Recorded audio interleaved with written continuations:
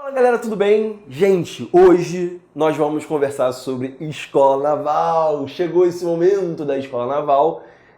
Semana passada nós gravamos aqui um vídeo sobre colégio naval e hoje nós vamos falar sobre escola naval. Então estamos nesse ritmo aí, marinha, bancas navais. E aí, pra gente conversar sobre escola naval, é preciso que a gente compreenda primeiro assim, como é que a banca funciona, tá? Como é que a banca funciona? A parada é a seguinte, ó. Eu coloquei aqui alguns aspectos gerais para falar assim digamos de o que aparece na prova, características, né, de como funciona a classificação, para depois chegar na correção da banca, que é o nosso segundo tópico. Vamos lá, olha só. Primeiro ponto, a prova tem um caráter eliminatório, ela não tem um caráter classificatório. Na verdade, é uma ideia assim, olha, você tem um ponto mínimo, uma quantidade de pontos mínima, que na verdade, são 50 pontos, e se você não alcançar esses 50 pontos, você é eliminado, tá? Mas essa prova, ela também vai valorizar, de alguma forma, a sua nota. Existe um cálculo para isso, tá? Mas essencialmente, é uma prova para eliminar candidatos que não alcançam lá essa nota mínima, tá? Mas é bom que você, obviamente, tire um grau máximo para que você aproveite essa sua nota na sua nota global, tá? Mas ela tem, a princípio, um caráter eliminatório. A letra utilizada é a letra cursiva. A letra cursiva, ela é obrigatória, tá? Não é uma questão de escolha. No meu caso aqui, a minha letra, ela meio que combina letra de forma com letra cursiva, tá? Meio que é a característica da minha letra. Mas se eu fosse fazer a prova da escola naval, eu precisaria adaptar essa minha letra. Eu até sei fazer a letra de mão, tá? É que ela demora um pouco mais, eu tenho mais prática com essa aqui. Eu acabei pegando essa mania porque eu estudei no Cefet, né, que é uma escola técnica que tem em vários lugares do Brasil, tem aqui no Rio de Janeiro, eu estudei no Cefet. E eu tive aula de desenho técnico. E aí eu ficava treinando essas letras técnicas. Aí no fim das contas, eu acabei pegando o hábito de escrever assim. Então acabou ficando uma mistura das duas letras, tá? Mas a letra cursiva, ela é obrigatória, que é a letra de mão, que é aquela letra desenhada, em que você, em geral, não tira o lápis ou a caneta do papel. Você desenha a palavra como um todo. Tá? Com todas as letras ali unidinhas, tá? Mais desenhadas, a letra de mão, a letra geralmente que as pessoas são alfabetizadas, tá? Não faça a letra de máquina. A banca, ela é muito rigorosa quanto à identificação. Isso é muito importante que a gente fale, porque isso tem a ver com estratégia de prova, tá? A banca, ela é muito rigorosa, qualquer tentativa de marcar que aquela sua prova ela é de um determinado candidato. Assim. Então, é para evitar, para manter a lisura, manter a transparência da prova, ela não quer que você demonstre que tem uma marca pessoal, que aquela sua prova ela pode ser ligada ao seu nome, como se você de repente conhecesse alguém da banca e quisesse marcar a sua prova para dizer assim, olha, essa é a minha prova, tá? Corrija a minha prova com outros olhos. Então a banca ela é muito rigorosa com esse tipo de coisa, porque essa relação ela pode acontecer, tá? Por exemplo, eu já corrigi várias bancas e às vezes você reconhece letra de aluno, isso realmente acontece, tá? Você tem um aluno que você conhece, você está treinando aquele aluno, e aí você vê aquela letra, você fala assim, cara, eu sei que é a letra daquele aluno. Você não tem como ter certeza, porque aquela prova não está identificada, mas você sabe que é. Então, para evitar esse tipo de coincidência, e para evitar qualquer tipo de reclamação no que diz respeito a uma nota máxima, aquela pessoa tirou a nota máxima, mas ela tirou mesmo ou é porque tem uma prova aqui marcada? Então, para ter uma transparência no processo, você não pode identificar. Guilherme, mas outras bancas também são bem rigorosas quanto à identificação. Só que olha só, existe a folha de redação. E uma outra coisa que existe é o caderno de prova como um todo, tá? A folha de redação você não identificar, ok, muita gente sabe disso e não vai identificar a prova. O problema é que muitas vezes as pessoas elas acabam marcando, identificando o caderno de prova. E isso também é proibido. Guilherme, quando que isso pode acontecer? Por exemplo, você termina a prova e fica um pouco entediado. E aí você começa a fazer desenhinhos na prova, tá? Isso não pode. Outra coisa, a sua caneta deu aí uma possibilidade de falhar. Aí você meio que, cara, tá falhando. Será que tá falhando ou deu uma falha momentânea aqui na caneta? Aí você vai lá e rabisca um pedaço da prova. Isso não pode, porque isso vai indicar que você está identificando a prova. Porque você vai ter um rabisco, um local específico. Né? Imagina assim, a possibilidade de você ter entrado em contato com alguém da banca e falar assim, olha, a minha prova é uma que vai estar rabiscada lá na capa do lado direito e embaixo. Então, para evitar esse tipo de possibilidade, você não pode identificar, tá? E aí, nesse sentido, tome muito cuidado com essa marcação. Normalmente, o tema é apenas uma frase escrita no quadro pelo fiscal. Em geral, a prova da Escola Naval tem uma frase tema, mas não tem texto de coletânea. Então, nesse caso, chora, tá? Na verdade, é o seguinte, é óbvio que são temas, né, que não são tão obscuros, né? São temas que, via de regra, né, todo mundo conhece, tem a ver com dados da atualidade. Então, se você se mantém minimamente bem informado, né, frequenta um curso ou participa aqui, né, é integrante do Fábrica D, você assiste as aulas do Fábrica, então, assim, teoricamente, né, você viu discussões de tema, você discutiu vários temas possíveis que podem cair, você está atento às notícias da internet, segue boas páginas da internet para se manter bem informado. Então, assim, você tem um repertório para poder debater o tema só olhando para a frase, tá? De qualquer maneira, tá? O foco não é nem a profundidade do tema. O foco da banca é a expressão. Vocês vão ver que metade da prova, metade da correção, 50 pontos dos 100, com foco na expressão. Está relacionada à adequação, né, à correção de modalidade escrita formal da língua portuguesa. Então, nesse sentido, é claro que você deve se preocupar com a profundidade do tema, a gente vai falar sobre isso, mas o foco é na expressão. Então, não fique tão assim, cara, eu vou ter que escrever sobre um tema que eu nunca ouvi falar. Então, primeiro, você vai certamente saber sobre do que se trata aquela frase, e 2, o foco é na expressão. Tem que se preocupar mais. Não é que você não deve se preocupar com a profundidade do tema e com a discussão, mas você deve se preocupar mais com modalidade escrita formal da língua portuguesa. Eu vou mostrar para vocês, daqui a pouco, na segunda parte da aula, eu vou mostrar alguns temas anteriores, né, para a gente meio que sacar aí um pouco do perfil da banca da Escola Naval, tá? Mínimo de 20 linhas contínuas, e aí, olha só, não conta, por exemplo, frases com recuo de parágrafo. Então, aquela primeira frase do parágrafo, que já tem um recuo aí de 2 dedinhos, essa frase não conta, tá? 20 linhas contínuas, e o máximo é de 30 linhas. Você é penalizado se você tiver menos de 20 linhas, nesse caso, é uma penalização de 5 pontos, e você também é penalizado se você ultrapassar as 30 linhas. Não tem muito espaço para você ultrapassar, mas caso você siga uma linha ali embaixo, você vai perder 5 pontos. Tudo bem? Então, assim, esses são alguns aspectos gerais. Se você tiver alguma dúvida muito específica sobre a banca, pode encaminhar para a gente, que aí eu atendo especificamente, e aí a gente conversa sobre algumas coisas mais específicas, tá? Mas a leitura do edital, ela é, em geral, bastante esclarecedora, tá? De qualquer maneira, se você tiver alguma dúvida, pode mandar para mim. Olha só, eu vou fazer uma pequena pausa e a gente vai voltar para falar sobre a correção. Como funciona a correção da Escola Naval, e a gente começa a pensar um pouco na estratégia do texto, o que a gente deve prestar muita atenção, tá? Então, aguenta aí que eu já volto. O seu futuro é brincadeira? Passar pro INGE e pro ITA também não. Estude com a gente de quebra se prepare para a AFA, EFON e também para a Escola Naval. Tudo isso por um preço que parte a 12 de R$ 20,90 ao mês. Então, galera, não tem desculpa. Quer aprender? Vem pro Fábrica D. Estou de volta. Gente, em relação à correção, como é que funciona a correção lá na Escola Naval? A princípio, 2 corretores vão analisar a sua prova e vão atribuir uma nota, tá? Se não houver uma discrepância maior que 20 pontos entre as 2 notas, ocorrerá o seguinte, haverá uma média aritmética entre as 2 notas, tá? Então, vamos somar, dividir por 2, essa é a sua nota. Caso haja uma discrepância maior que 20 pontos, tá?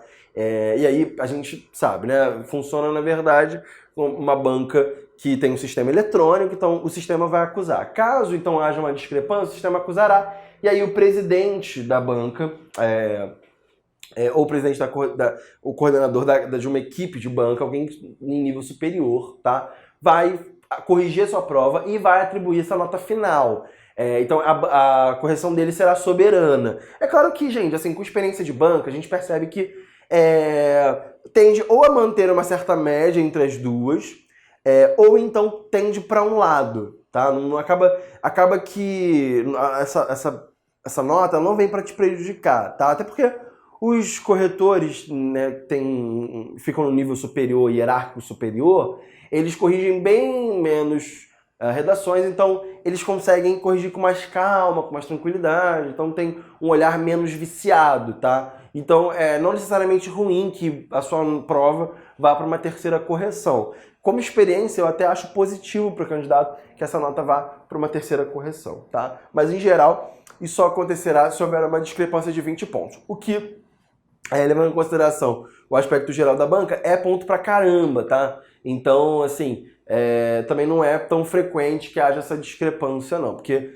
é muito ponto. 20 pontos são assim, na verdade, 1/5 da possibilidade total de pontos, né? Então, 20 vezes... tá certo, 100 pontos é a nota total. Vamos lá. Como é que são distribuídos esses 100 pontos, tá? 50 pontos é de estrutura e conteúdo, sendo, então, 30 pontos coesão e coerência, que seria a parte de estrutura, e 20 pontos título e assunto, tá? Então é questão de forma e conteúdo, é um pouco isso, tá? Estrutura e conteúdo é outra maneira de dizer forma e conteúdo. Vamos lá, então, o que a gente tem que ter aqui em relação a, por exemplo, coesão e coerência, e já também falando junto aí de título e assunto, tá? Mínimo de 3 parágrafos marcados, então você precisa de pelo menos 3 parágrafos, em geral a gente usa 4, né? Uma introdução, 2 parágrafos de desenvolvimento, 1 parágrafo de conclusão, mas o mínimo 3 parágrafos ou, né, mesmo que sejam 4 parágrafos, essa ideia de introdução, desenvolvimento e conclusão, ou seja, a apresentação, posicionamento crítico, a defesa desse posicionamento crítico e, claro, as considerações finais, essa reflexão final.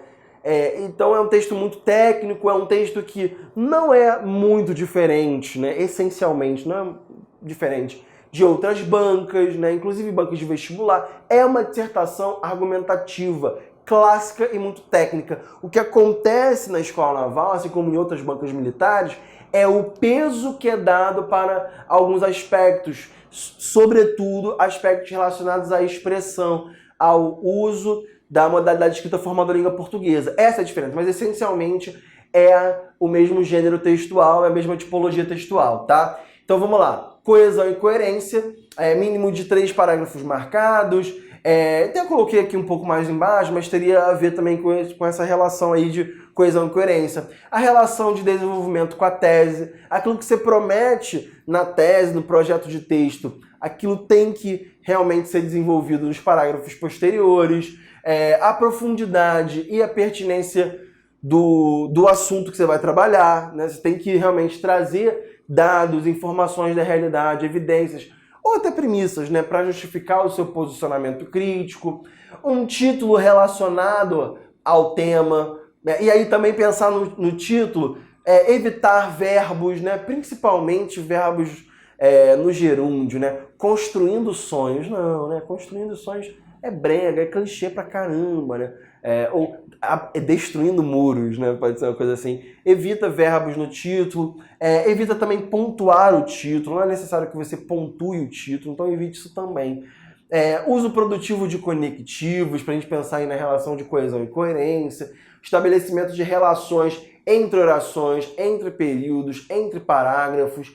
Então estabelecer uma conexão entre as partes do texto para também gerar uma espécie de fluidez textual. O texto tem que ser fácil de ler, é um texto bastante técnico, bastante, às vezes até meio duro mesmo, não abre muito espaço para criatividade, mas deve ser um texto fluido, fácil de ler, né, com muita clareza. Buscar a clareza aqui é muito importante em relação à profundidade do assunto e também a ideia da informatividade, da ideia de que o corretor deve ter facilidade para assimilar a sua linha de raciocínio.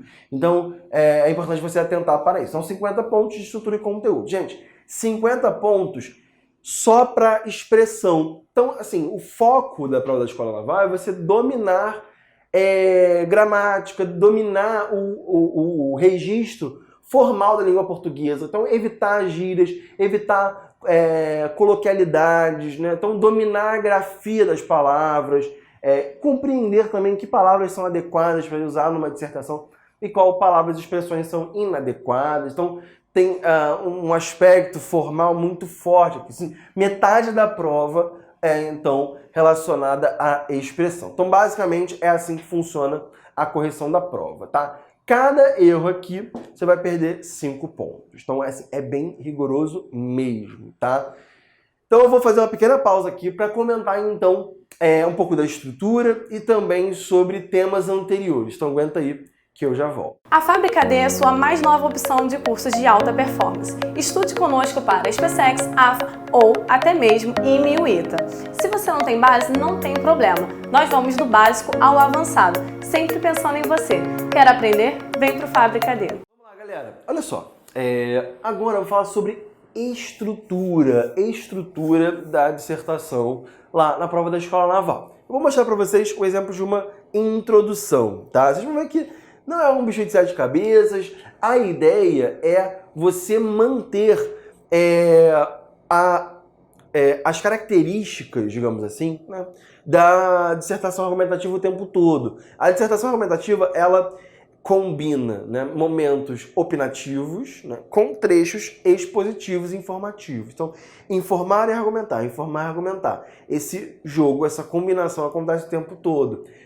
Em outras bancas, às vezes a gente consegue fazer uma introdução um pouco mais narrativa, uma introdução com criatividade, né, trazendo elementos de outras tipologias textuais. Isso não vai acontecer na Escola Naval, como não acontece nas bancas militares, tá? Então, olha só, eu fiz uma introdução, e aí eu vou primeiro ler, depois eu comento, então, como é que essa estrutura, a gente consegue descrever essa estrutura e tentar montar num esquema, tá?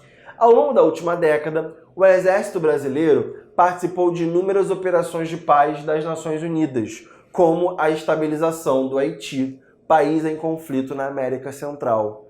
Entretanto, as Forças Armadas representam hoje um potencial positivo distorcido no Brasil, uma vez que a falta de verbas e o uso de tropas na segurança pública enfraquecem decisivamente essas instituições. Cara, introdução assim basilar, né? Introdução padrão de uma dissertação argumentativa. A gente poderia até quebrar em 3 períodos, mas eu coloquei apenas 2 aí. Olha só, no início a gente não percebe tão claramente a ideia de a importância das Forças Armadas ou a representatividade das Forças Armadas. A gente não vê essa amplitude. O que a gente percebe primeiro é o assunto. É isso que a gente consegue visualizar assim de cara. Até essa parte aqui, né, até essa quebra do entretanto, a gente consegue ver um ideal, né, do uso das Forças Armadas. Mas a gente acaba mencionando aqui, basicamente, o Exército. O Exército Brasileiro participou de inúmeras operações de paz das Nações Unidas. A gente sabe que a gente vai chegar em Forças Armadas. A gente sabe que ou o tema vai falar sobre paz, ou sobre Nações Unidas, ou sobre estabilização de países em conflito. A gente consegue intuir, né, digamos, um caminho aqui de assunto, mas o tema não apareceu. Ele vai aparecer nessa segunda parte. Nesse segundo período, a gente consegue visualizar o tema em específico, a gente consegue ver essa problematização e o projeto de texto. Vou até mudar aqui as cores, porque vai ficar bem mais tranquilo para vocês entenderem. Olha só, pegando aqui amarelo, o verdinho, ó. Quando a gente olha para essa análise de tema, a gente consegue até intuir, mesmo sem saber qual é o tema que a banca pediu, a gente consegue saber, porque a gente tem que explicar isso para o corretor. A gente vê aqui, ó, Forças Armadas representam hoje um potencial positivo distorcido, tá? Quando a gente consegue visualizar isso, a gente vê que o tema é Forças Armadas, e que a tese, que a problematização está aqui, ó, potencial positivo distorcido no Brasil.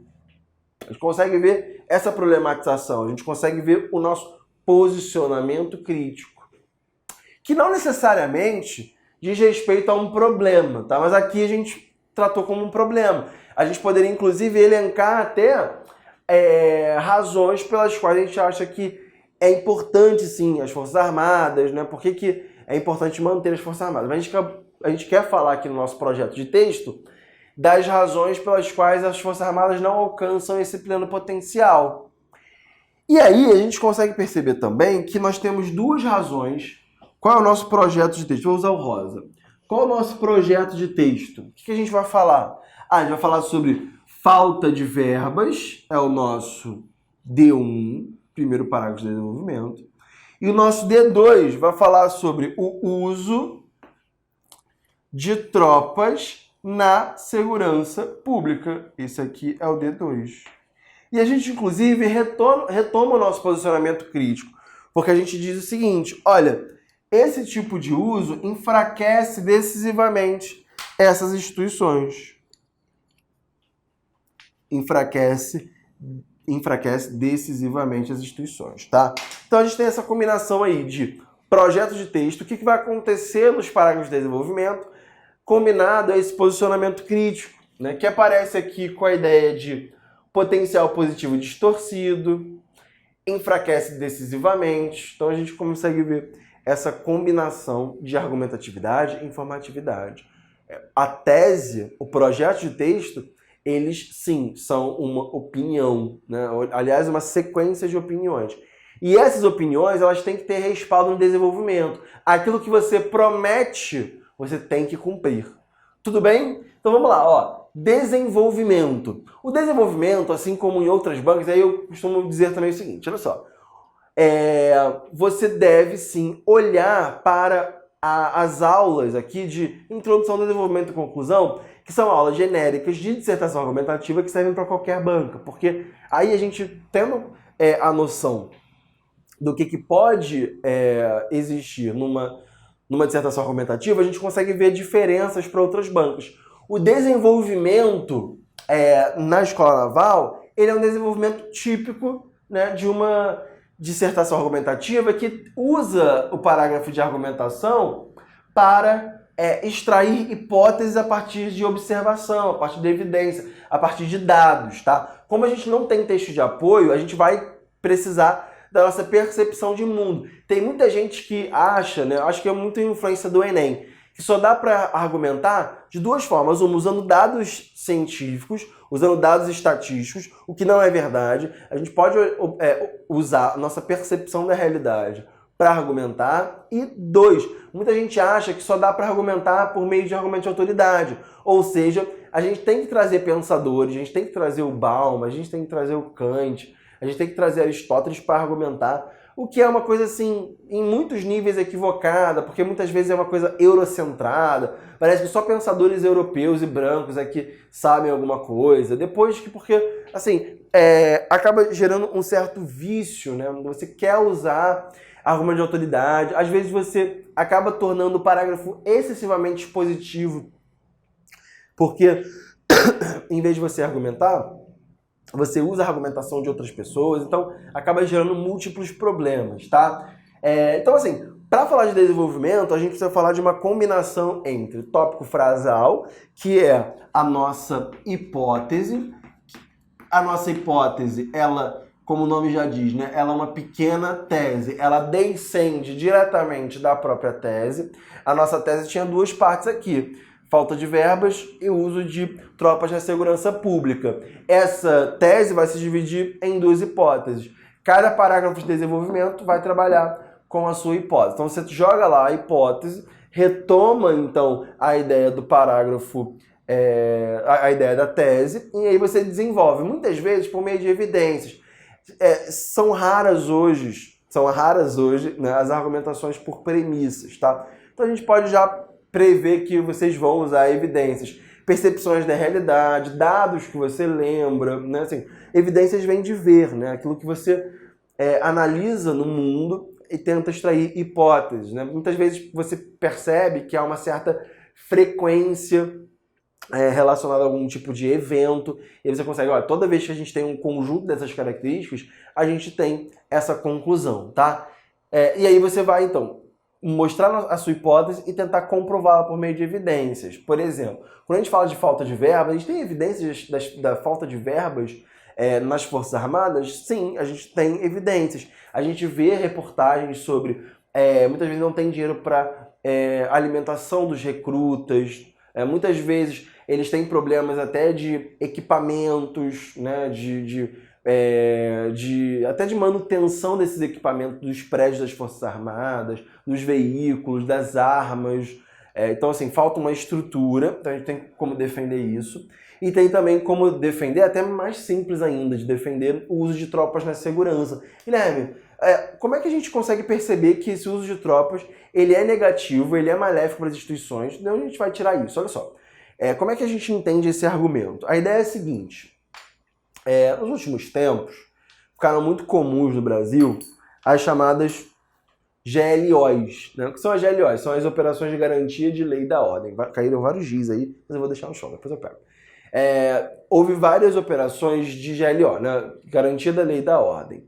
E aí, basicamente, é o seguinte, você não precisa, o presidente não precisa de autorização do Congresso, ele pode usar essas GLOs durante um tempo, e aí ele coloca numa determinada área, por exemplo, favelas do Rio de Janeiro, como aconteceu, ele coloca lá as Forças Armadas por um tempo determinado. Só que o uso das Forças Armadas contra a população civil, né, porque acaba sendo contra, você tem vários conflitos, as Forças Armadas, particularmente o Exército, acaba atuando como se fosse polícia, e isso é negativo para as instituições. Isso não sou eu que estou falando, não. Vários generais são bastante reticentes, né, são bastante cuidadosos na hora de usar esse uso do Exército com a população civil.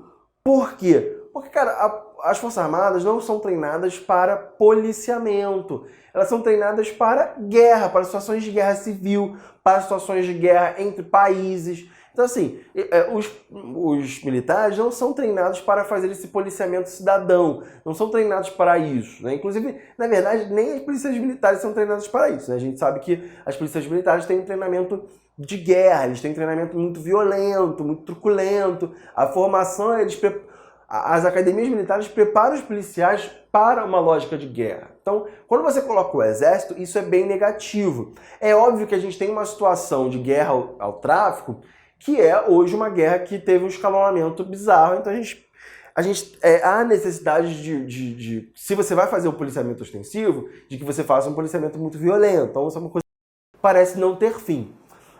O ponto isso desgasta as instituições, porque não é papel delas originário, né, estar lá. É muito negativo, muito desgastante para os militares, inclusive, você fazer esse tipo de patrulhamento. Exageros vão acontecer.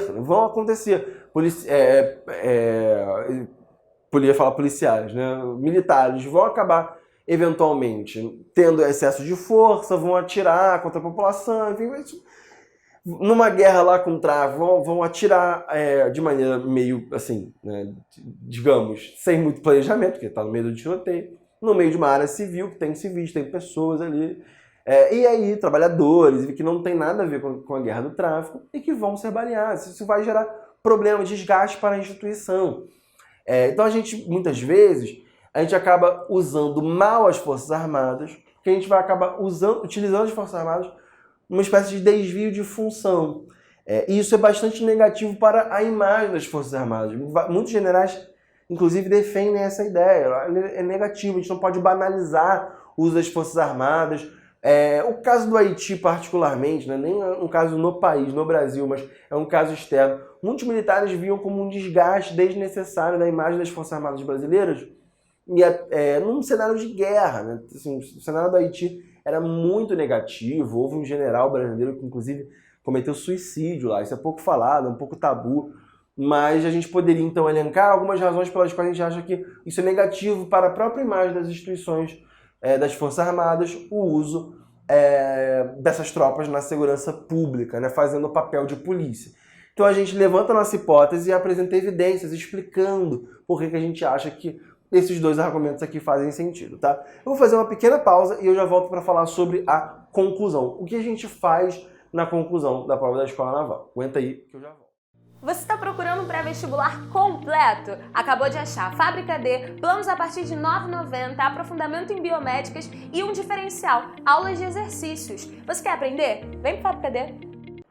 Galera, para fechar, eu vou falar sobre a conclusão, ou assim, uma conclusão possível, né, na prova da Escola Naval. A maneira mais simples da gente concluir o texto, assim como eu falo na aula de conclusão aqui no Fábrica, é o seguinte: a forma mais simples é você fazer um resumo, uma retomada daquilo que você desenvolveu, tá? Há outras maneiras de você fazer essa reflexão final. Agora, a gente tem que tomar cuidado, eu acho que isso é primordial, para não fazer uma conclusão injuntiva, assim, devemos fazer, o Brasil deve executar isso, para não parecer proposta de intervenção e nem qualquer outro tipo de estrutura que lembre algo que deve ser feito, algo que precisamos, nada nesse sentido de que de uma intervenção, de algo que procure uma ação, né? Assim, que dê a entender essa opinião de ação, de mudança, tá? Nada disso, porque isso vai lembrar, não só porque lembra o Enem, mas também porque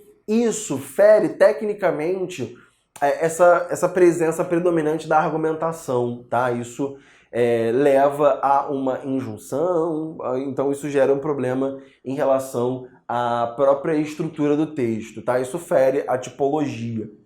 Que no caso do Enem isso não fere, né? É uma característica de cada banca, né? A banca da Escola Naval não gosta desse tipo de coisa, tá? Então, ó, conclusão.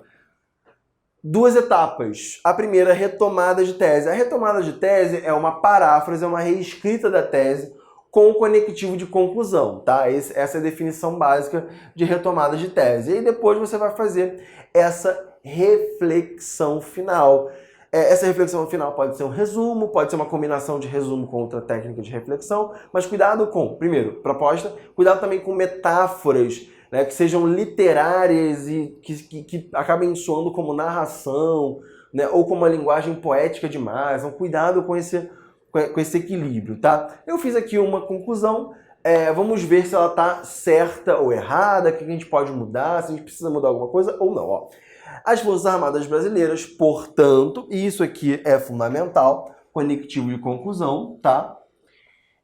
As Forças Armadas Brasileiras, portanto, não desenvolvem plenamente suas atribuições devido a fatores orçamentários e políticos. Então, não desenvolvem plenamente suas atribuições, a gente retoma a tese propriamente dita, nessa problematização que a gente fez, devido a fatores orçamentários e políticos. É a retomada do projeto de texto. O D1 falou sobre fatores orçamentários e o D2 falou sobre questões políticas. A gente viu isso aqui no projeto de texto, tá?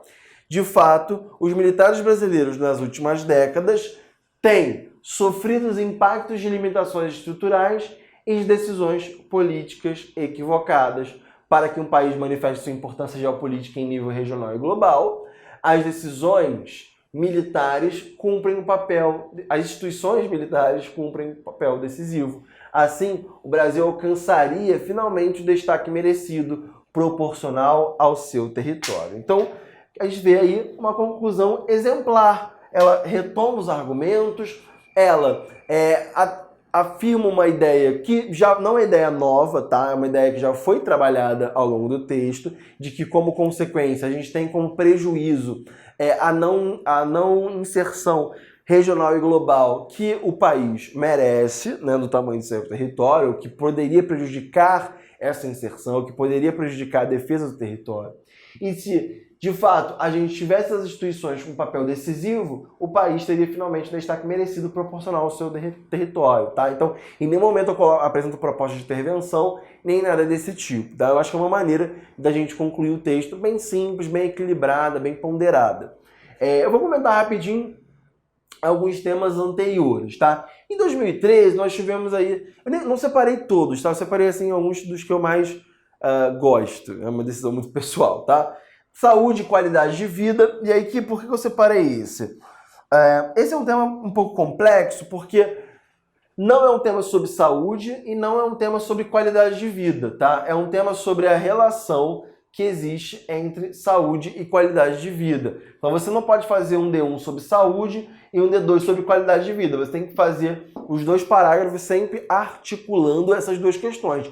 E na introdução deve aparecer saúde e também a ideia de qualidade de vida, tá? Não apresenta apenas um tema sobre saúde. Você tem que também mencionar essa qualidade de vida, que envolve aqui longevidade, que envolve bem-estar também, né? Envolve saúde de maneira geral, né? Não só as instituições ligadas à saúde ou práticas de saúde, mas um corpo saudável, tá? Fazendo essa distinção. Aí a Guilherme tá falando saúde, mas saúde ele já falou. Né? Mas eu estou fazendo uma distinção aqui entre instituições de saúde, processo e prática de saúde e até de autocuidado e, como consequência, um corpo saudável, o que também vai influenciar, obviamente, na qualidade de vida. 2014, o que o futuro reserva para o Brasil? Né? A gente pode até fazer já na forma de pergunta. O que o futuro reserva para o Brasil? E aí, o tema de 2014, reparem que ele é um tema bem diferente, porque aqui a gente pode fazer uma problematização do tipo, olha, se nós tivermos uma má prática de saúde, a gente não cuidar da saúde, vamos dizer assim, né? Se a gente não cuidar da saúde, nós teremos um prejuízo na qualidade de vida. Nesse sentido, parece uma problematização bem mais simples.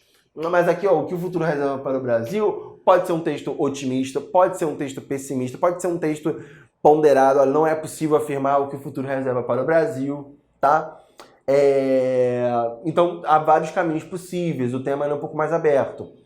Em 2015, a gente volta para um tema que tem uma problematização mais evidente, ó, os desafios da educação na era do conhecimento. Porque vamos lá, ó, desafios, dificuldades, obstáculos, entraves, educação, né? A gente vai falar sobre educação de uma maneira ampla, não é só educação em sala de aula nas escolas, mas também uma educação no sentido de uso de internet, uso de novos, né, aplicativos, a educação familiar, a educação que você tem de maneira mais livre, a sua formação pessoal na era do conhecimento. Então, assim, talvez a educação, pura e simplesmente, não represente um desafio, ou represente outros desafios, mas a gente quer saber sobre os desafios da era do conhecimento. Isso envolve internet, isso envolve a disseminação muito rápida das informações, né? Isso envolve o desenvolvimento da ciência e a democratização da ciência, né? Então envolve uma série de questões que, enfim, não necessariamente a gente veria num tema normal sobre educação, mas ele quer um recorte bem específico. Quais são as condições dessa era do conhecimento que influenciam a educação? 2017, um tema também bem diferente, você vê que eles não seguem necessariamente um mesmo padrão, né? Tem uma variação aí, a crise da Venezuela e o Brasil. Então, a gente deveria falar da crise da Venezuela, que envolve uma crise política, que envolve a discussão sobre se o processo democrático na Venezuela ele é democrático, não é democrático, se a participação da população ela é considerada, quais são os mecanismos de representatividade da população da Venezuela. Isso passa pela crise econômica na Venezuela, também uma crise econômica grave, apesar de a Venezuela ser um dos grandes exportadores de petróleo.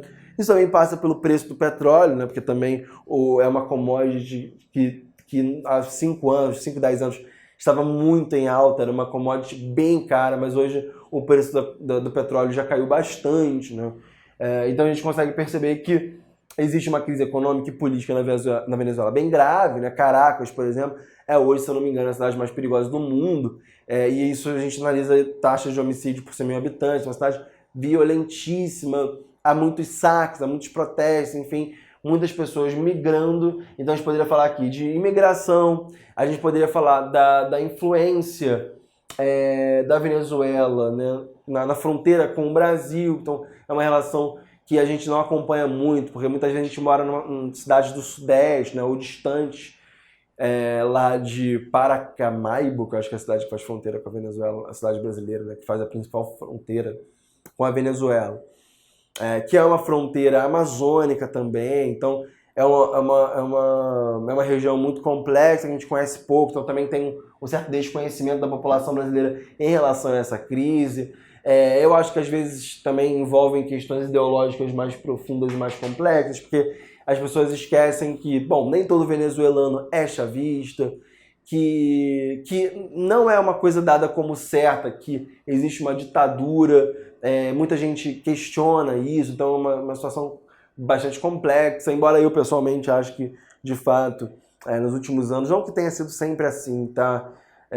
Mas eu acho que nos últimos anos houve um recrudescimento de um processo ditatorial lá. Então eu acho que o Maduro, ele meio que perdeu um pouco o controle da situação, e eu acho que há práticas lá bastante violentas. Assim, a polícia, né, as forças armadas venezuelanas, elas atuam de forma bastante antidemocrática, então a gente tem que tomar cuidado. Mas ele não quer exatamente só esse problema na Venezuela, né? A banca queria essa relação com o Brasil, então é um outro tema com conectivo E.